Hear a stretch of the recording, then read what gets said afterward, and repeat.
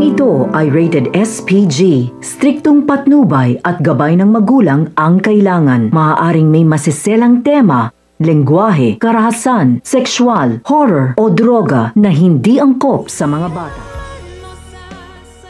Mariing itinanggi ni Moira na may kinalaman siya sa masamang sinapit ni Don Pepe nang paulit-ulit siyang pagbintangan ni Giselle. Pinayuhan niya ito na dapat sana ay mas napagtuunan nito ng pansin at oras ang kanyang ama kaysa mambintang ito sa kanya na walang ebidensya.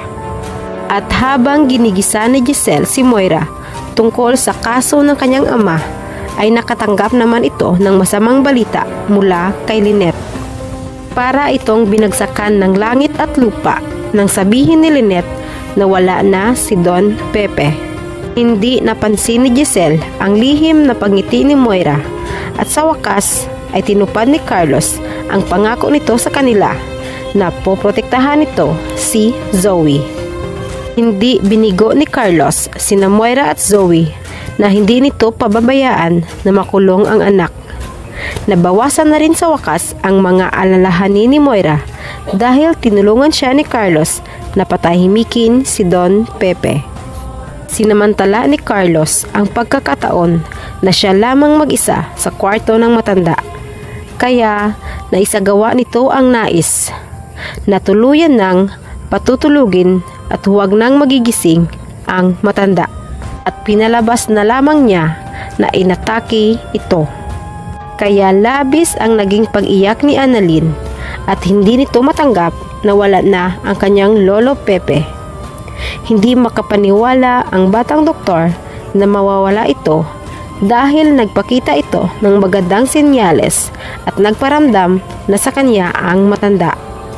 Samantala, nagkatotoo ang sinabi ng tendera kay Robert tungkol sa paru-paro na dumapo sa kanyang balikat, na ang kanilang mga mahal sa buhay ang nagpaparamdam sa kanila dahil tuluyan na siyang iniwan ng ama.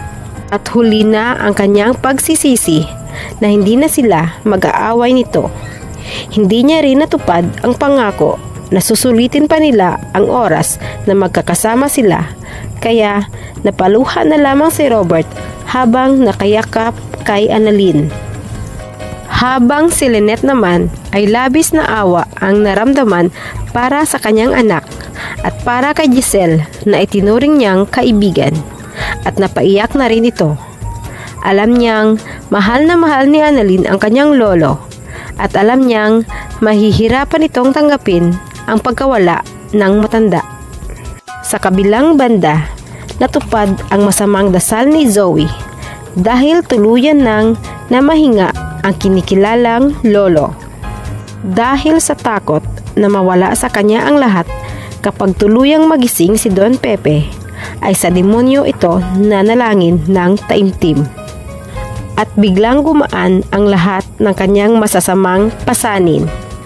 Ngunit kahit mawala man si Don Pepe sa kanilang landas, ay habang buhay naman niyang dadalhin sa kanyang konsensya ang masamang ginawa sa matanda, kahit sabihin pang hindi niya sinasadya ang pagkakatulak dito.